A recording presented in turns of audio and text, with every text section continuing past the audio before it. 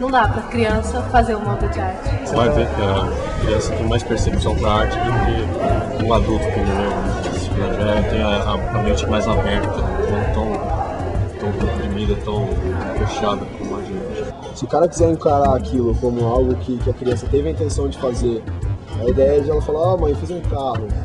Se o receptor quiser ver um carro naquilo, eu acho que conta com arte. Depende muito da intenção do receptor. Eu, como artista, posso pegar esse desenho e transformar ele num objeto artístico. Só simplesmente pegando ele, falando, então isso aqui é uma obra de arte. Mas a criança não faz uma obra de arte.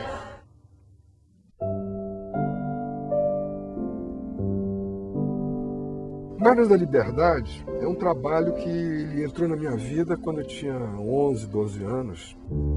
E aqui é aquele, né, o desenho que você faz obsessivamente ao longo da vida, quando a aula está chata, quando você está falando no telefone, quando está conversando, que você sempre acaba voltando para a casinha com o telhado, ou espiral.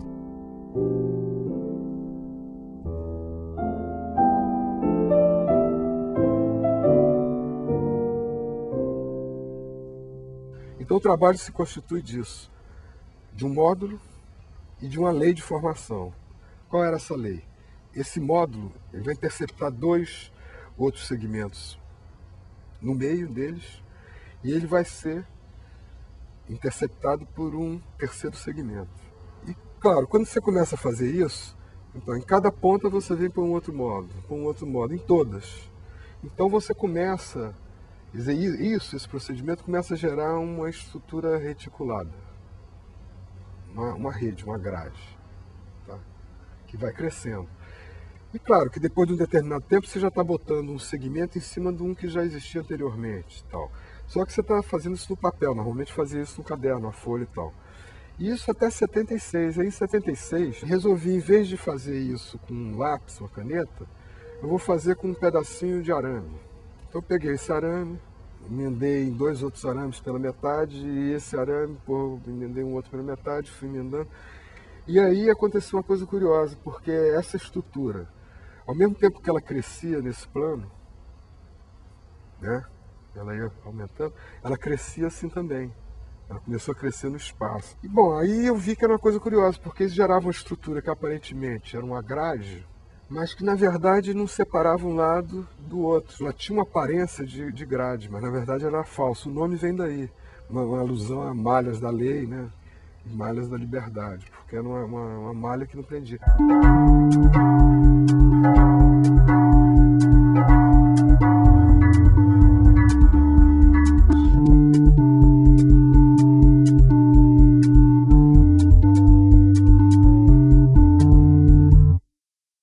Eu pego um bloco de granito, eu tiro duas partes dele, o restante configura uma pedra sentada, tá? Daquela forma, ponho essa coisa numa cadeira e com as duas partes restantes eu faço um banco. Se você imaginar que você pode ter uma pedra sentada, por extensão, você pode imaginar que você tem uma pedra em pé, uma pedra deitada. Então, a partir dessa pressuposição, uma pedra estaria sempre em uma situação análoga a um ser humano. Ou seja, ou estaria deitada, ou estaria em pé, estaria encostada, estaria coisa.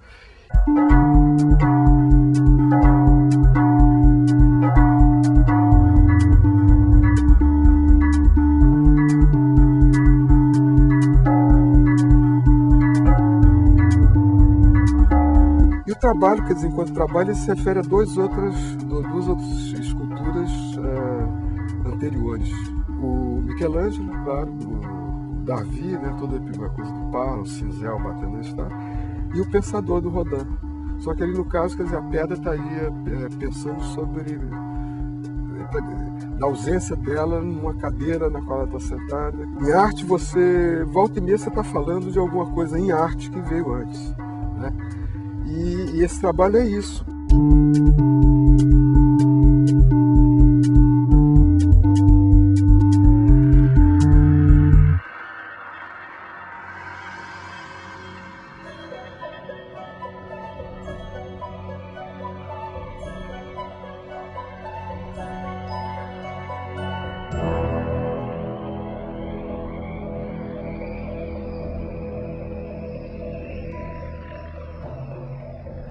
Se você pudesse ver essa peça sem as paredes e do alto, eu usei como modelo a Via Láctea.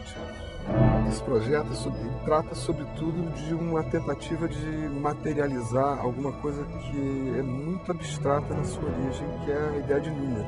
Era como se a gente pudesse extrair o que é numérico dessas duas referências fundamentais, que é espaço e tempo.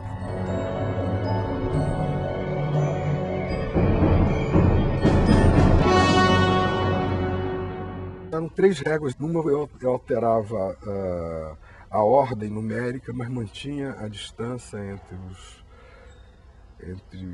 os traços de milímetro, a milimetragem da régua.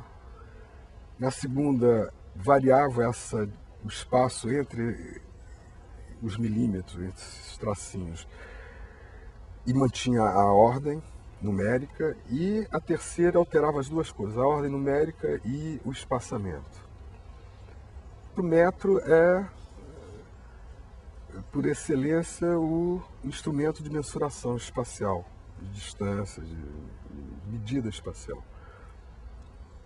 E aí, minha cabeça foi para o que seria uma medida de um instrumento de mensuração para o tempo. E ao ir para o relógio, logo depois eu descobri que aí tinha um elemento sonoro. A gente tinha uma fonte original, né, sonora, que era o mecanismo do relógio, o tic-tac. E aí eu comecei a trabalhar com isso em relação à velocidade e o volume, com esses 2 vetores. E com esses 2 vetores eu podia simular a situação que existia nos mostradores e na própria régua. Desenhamos uma mesma família, né, tipológica, tanto para os metros quanto para os relógios e para o chão. O que aconteceu nesse trabalho de fato é que à medida que você caminha para o centro dele, isso é mais densamente povoado de metros. E acontece que se no início você começa a ver a pessoa que está ao lado, que está visitando a peça ao mesmo tempo, você consegue ver que existe alguém. Mas à medida que você caminha para o centro, você vai ficando realmente só, porque você tem uma barreira compacta e densa de metros. De tal maneira que no centro mesmo, uma pessoa que esteja muito perto, por mais próxima que esteja, você não vai perceber essa pessoa.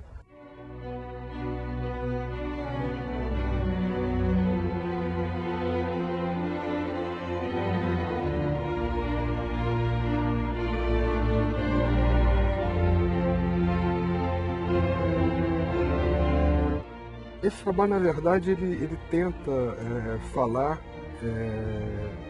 a solidão do indivíduo diante do universo, materializar essa abstração radical que é o número em si.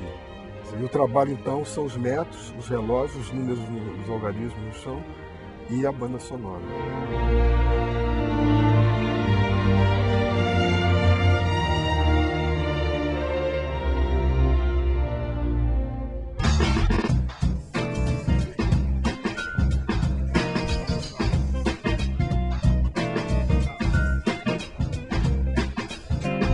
O ideal era fazer isso como se fosse uma equação mesmo, conectando 3 coisas que se pode aplicar, a grosso modo, a qualquer situação ao longo da história.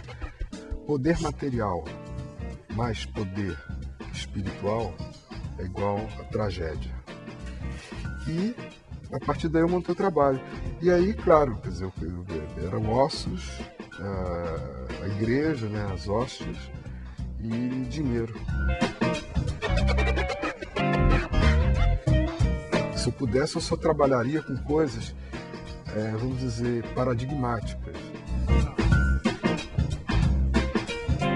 Me interessa material que possa ser, ao mesmo tempo, matéria-prima, mas que seja símbolo, que tenha essa ambiguidade, entendeu?